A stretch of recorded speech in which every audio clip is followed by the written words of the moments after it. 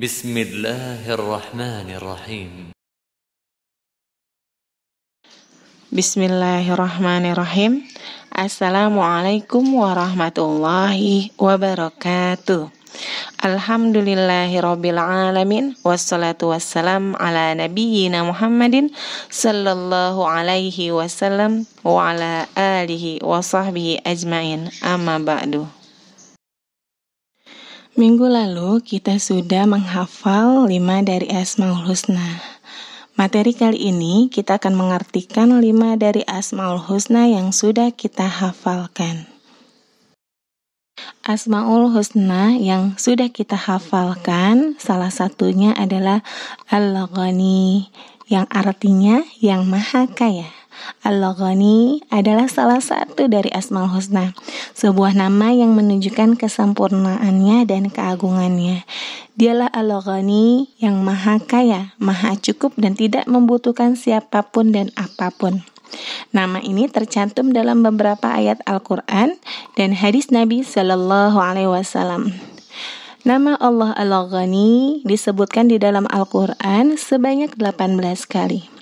Allah Subhanahu wa Ta'ala berfirman, yang artinya, hai manusia, kamulah yang membutuhkan kepada Allah, dan Allah dialah yang maha kaya lagi maha terpuji. Surah Fatir ayat 15. Buah mengimani nama Allah Al-Ghani.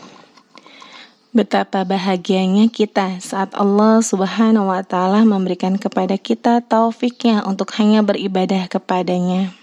Karena sesembahan kita, yaitu Allah, maha kaya, tak akan merugi seseorang yang Tuhannya maha kaya. Hal ini membuat kita sebagai hambanya tidak berputus asa dalam meminta dan berdoa. Allah Subhanahu wa Ta'ala bahkan memerintahkan kita untuk memintanya dan menjanjikan untuk mengijabahinya, baik permintaan duniawi maupun ukhrawi.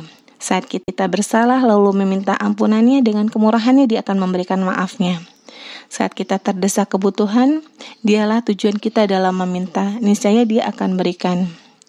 Dia tidak meminta sesuatu kepada kita berupa imbalan apapun. Hanya saja merupakan kewajiban kita untuk menunaikan haknya dengan beribadahnya kepadanya. Namun, perlu diingat, tentu tidak semua doa akan dikabulkan oleh Allah Subhanahu wa Ta'ala. Hanya doa-doa yang baik dan terpenuhi syaratnya serta selamat dari segala penghalang terkabulnya.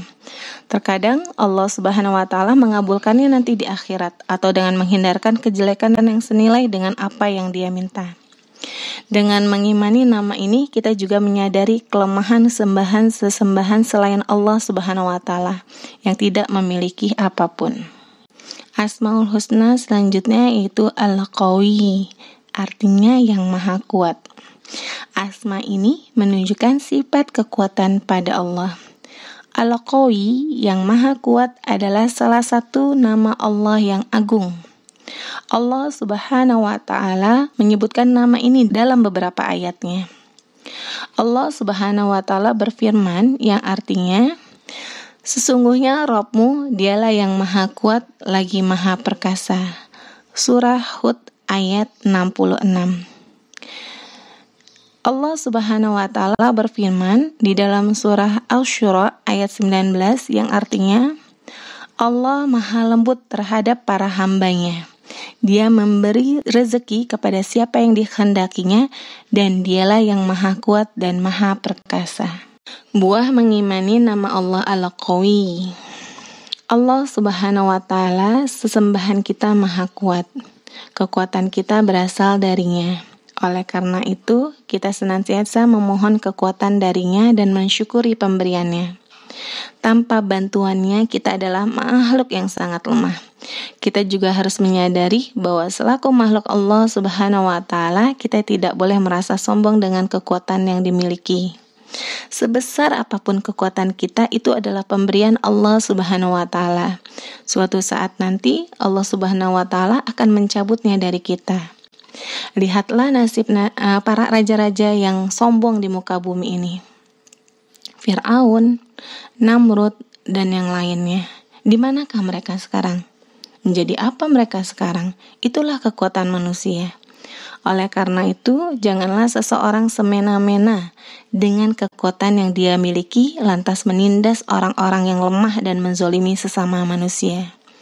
Hanya Allah Subhanahu wa Ta'ala lah yang memiliki kekuatan yang mutlak. Dialah sembahan kita. Adapun sembahan selain Allah Subhanahu wa Ta'ala, dia lemah, tidak memiliki kekuatan yang hakiki. Asmaul Husna yang selanjutnya yaitu Al-Hamid, artinya yang maha terpuji. Al-Hamid mengandung makna sifat yang di dalamnya terkumpul semua pujian serta sanjungan, yaitu semua sifat kesempurnaan. Jadi semua sifat Allah adalah sifat terpuji. Nama Allah Al-Hamid disebutkan di dalam Al-Quran sebanyak 17 kali. Allah Subhanahu wa Ta'ala berfirman di dalam surah Fatir ayat 15, yang artinya, hai manusia, kamulah yang membutuhkan kepada Allah dan dialah yang maha kaya lagi maha terpuji. Asmaul Husna yang selanjutnya yaitu Ar-Rahim, artinya yang maha penyayang. Asma ini menunjukkan sifat penyayang pada Allah. Ar-Rahman dan Ar-Rahim seringkali disebutkan secara bersamaan di beberapa ayat dalam Al-Quran. Masing-masing nama ini menunjukkan ketetapan sifat rahmat pada Allah. Kedua asma ini menunjukkan kedudukan dan derajat yang mulia. Dua asma ini merupakan yang pertama kali disebutkan di dalam Al-Quran, yaitu surah Al-Fatihah. Allah menjadikan kedua asma ini sebagai tanda turunnya hidayah dan penerang dari Allah. Allah Subhanahu wa Ta'ala berfirman yang artinya, dan adalah Dia Maha Penyayang kepada orang-orang yang beriman. Surah Al-Ahzab ayat 43. Buah mengimani nama Allah Ar-Rahim. Mengimani nama Allah tersebut akan menambah rasa syukur kita kepada Allah karena berbagai nikmat yang dikaruniakan Allah kepada kita, baik yang ada dalam organ tubuh, kebutuhan keseharian, alam sekitar kita, maupun alam semesta ini semuanya adalah semata-mata buah dari kasih sayangnya yang mengharuskan kita untuk tunduk dan bersyukur kepadanya, serta membalasnya dengan ketaatan, bukan dengan kemaksiatan dan kerusakan. Asmaul Husna yang terakhir untuk hari ini adalah Ar-Razzaq, artinya yang maha pemberi rezeki. Asma ini menunjukkan sifat pemberian rezeki dari Allah. Nama Allah Ar-Razzaq di dalam Al-Quran terdapat pada beberapa ayat. Allah Subhanahu wa Ta'ala berfirman di dalam surah Az-Zariyat ayat 56 yang artinya, sesungguhnya Allah dialah maha pemberi rezeki yang mempunyai kekuatan lagi sangat kokoh. Buah mengimani nama Allah Ar-Razzaq. Dengan mengimani nama Allah tersebut, kita mengetahui betapa besarnya karunia Allah dan betapa luas rezekinya. Semua makhluknya, manusia, jin, dan hewan, Allah berikan rezeki kepadanya mereka tanpa kecuali.